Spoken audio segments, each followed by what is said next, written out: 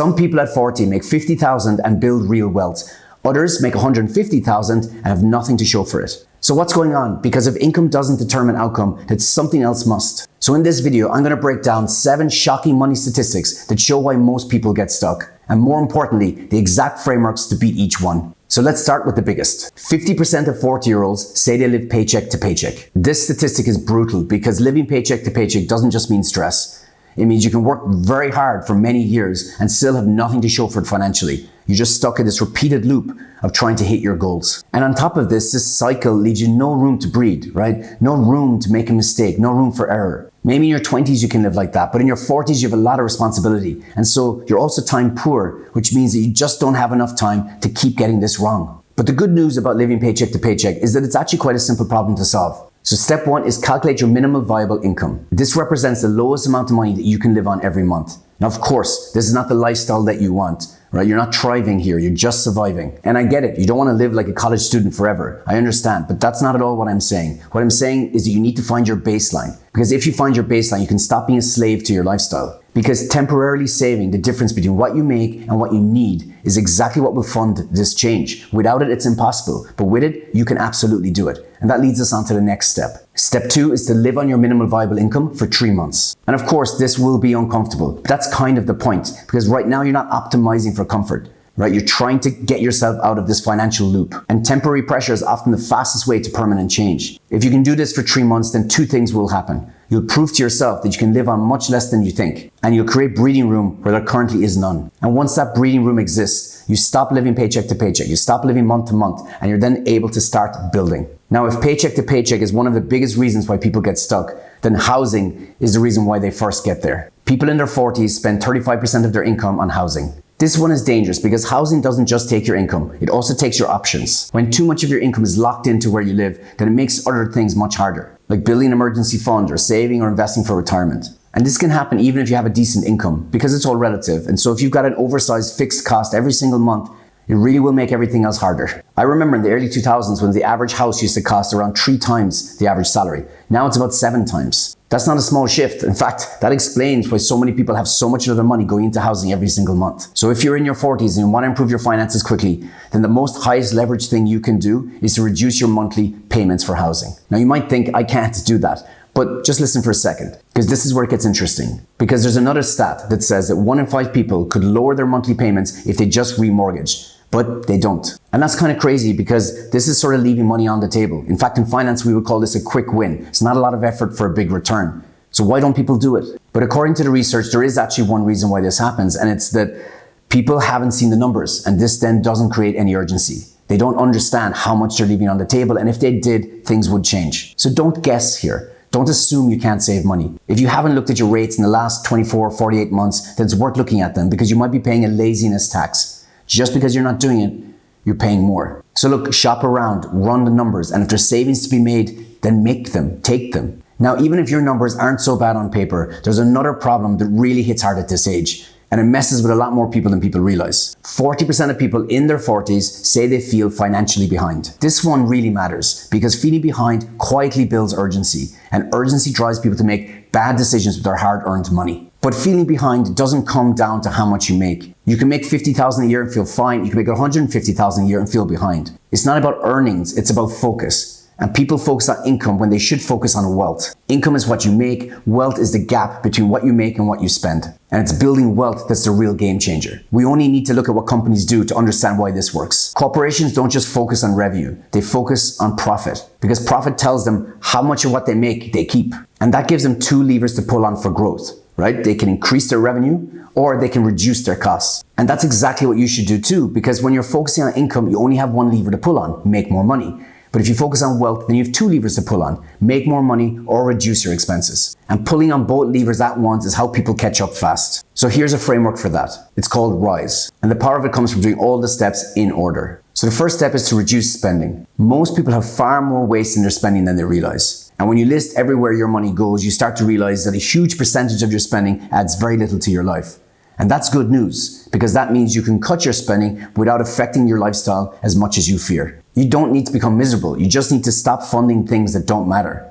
Cut that and your net worth, your wealth jumps overnight. So the second step is invest in upskilling. Your income is a reflection of your value. So if you increase your value, you increase your income. This usually means you just have to find the skills and the certifications and qualifications that the market pays for and do them, invest in them. This will cost you some time or money up front, but very quickly your salary will rise to your new value, and then it will pay for itself and a lot more. Step 3 is solicit a pay raise. Now, most people are underpaid, not because they don't have value, but because they don't force the market to acknowledge it. So if you haven't asked for a pay raise in the last couple of years, then this is by far the biggest lever you can pull on to make a change. Statistically, if you ask for a pay raise, you'll get one, and it can be implemented straight away. And so it increases your wealth for just the cost of one simple, uncomfortable conversation. So the final step, step 4, is exchange companies. This is one of the most overlooked wealth moves there is. Staying loyal too long costs people much more than they realize. Different companies pay differently for the same job. So one of the fastest ways to increase your wealth is just simply change companies. And so if you've been in the same company for years, then there's a huge chance that you're leaving a lot of money on the table. Now, if feeling behind is painful, retirement is where that pain stops being abstract and starts becoming more real. 20% of people over 40 have nothing saved for retirement. This is where things start to hit a little differently, because by the time you're in your 40s, your retirement now stops feeling like some distant future problem. It starts feeling like a countdown. You start to realize that you've worked more years than you have left until retirement. And that sort of changes the emotional weight of everything. And so you start to ask this uncomfortable question: what do I have to show for all my years of hard work? And for a lot of people, the answer is either not much or not enough. And that's what makes this stat so brutal. And it gets worse, because it's not just that 1 in 5 people have nothing saved for retirement, it's that most people don't have enough saved for retirement. And undersaving for too long means you're underinvesting for too long. And so when you hit retirement, the numbers just don't add up. So what causes this? Because 50% of people making $100,000 a year live paycheck to paycheck. And shockingly, 25% of people making $170,000 a year live paycheck to paycheck. So the issue isn't whether you make a little or you make a lot. The issue is bad system design. And the biggest mistake is always the same. People save what's left after spending. Because if your saving only happens after every need and want is taken care of, then it becomes optional. And optional things are by nature inconsistent. There's always a reason to spend more. Christmas, birthdays, holidays, good days, bad days. And if saving only happens at the end of that line, then all you're getting is the scraps of what you make. Sometimes you have a little, sometimes you have a lot. But either way, it's not a retirement plan. That's just a hope-based system. That's all. So here's the fix. Move savings from a variable position to a fixed position. Most people run their finances like this: income minus bills minus wants equals savings. But you can flip that completely. So you can have income minus bills minus savings equals wants. Now you spend what's left after protecting your future. This really changes a lot of things very quickly. It stops making your long-term life negotiable. And that's what you need. Because if you want to avoid being part of this statistic, then you got to stop treating retirement as something you just get around to. It has to form part of the structure of your life. It has to have a fixed position. And that leads us into the next problem, because even the people who know what they should be doing financially don't follow through. And this stat explains why. Only 40% of people in their early 40s have a written financial plan. This matters because if you don't have a plan, you don't have direction. And if you don't have direction, then life will determine your financial decisions for you. This doesn't happen in just one sort of dramatic moment. It happens quietly over time, but it does happen. But here's even the bigger issue, because most people who have a plan still fail. Why? Because their plan is based on effort, and any plan based on effort is destined to fail. Because your effort or even perception of effort changes depending on so many different things. Like what day it is, are you working, are you very busy, are you stressed? All of these kinds of things affect how much effort you're able to put into something. And so if any system relies on effort alone, then as I said, it's destined to fail. What actually works is systems, because systems work in all of these times. Again, whether you're busy or whatever it is that's going on in your life, the system will just operate in the background. It doesn't require your effort. It doesn't require your attention. It's already set up. It's one and done. It makes good financial choices when you can't. And so that's the difference between a good plan and a bad plan. A bad plan relies on effort, and a good plan removes effort as much as possible. So to avoid being this statistic, here's a framework that can help you do that. It's called the Auto Framework, and it's to turn your financial goals into an automated system.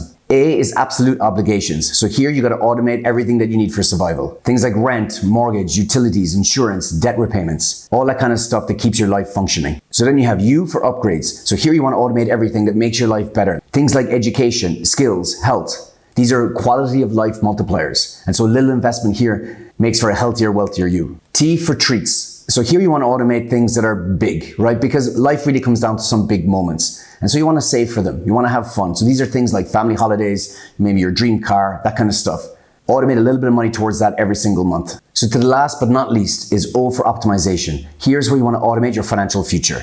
So you want to set up your emergency fund, money going into your investment fund, your retirement fund, all of these kinds of things. This is the part that quietly changes your life over time, because now it's automated and it doesn't rely on your mood, it doesn't rely on your discipline, it doesn't rely on your effort. It just works quietly in the background. Now, if you really want to understand why so many people struggle to build wealth in their 40s, then the next stat reveals it. The average net worth is 500,000, but the median is only 135,000. This statistic is really wild because at first glance you think, oh, people are doing pretty well. $500,000. Yeah, solid. But then you see that the median is 135,000 and then the story changes. This gap between median and mean shouldn't be the case. A small number of people are massively outperforming the rest. And that matters a lot because it shows us that it's not that people are just slowly progressing. No.